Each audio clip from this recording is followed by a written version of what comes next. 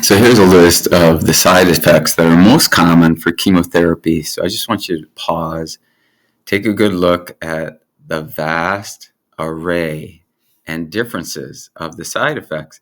I like to point to the bottom left-hand corner because constipation and diarrhea are diametrically opposed, which just gives you the basic idea that chemotherapy can cause anything, anywhere.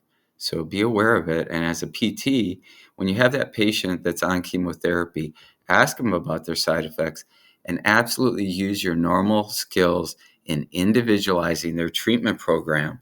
I always recommend base it on their energy level and monitor very clearly for these side effects that I listed. If you see any of these, report them to the doctor to make sure they don't get out of control.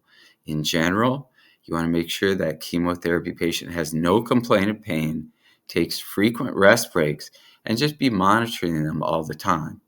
Now, I want to make a special note about chemo-induced peripheral neuropathy because it happens in 30, sometimes up to 60% in one study, shows for patients on neurotoxic chemotherapy where there's paresthesia, numbness, and loss of balance in the lower half, causing falls, or in the upper half in the hands, causing the patient to drop things, where you want to basically refer them to OT and get that team member involved in the treatment of chemo-induced peripheral neuropathy.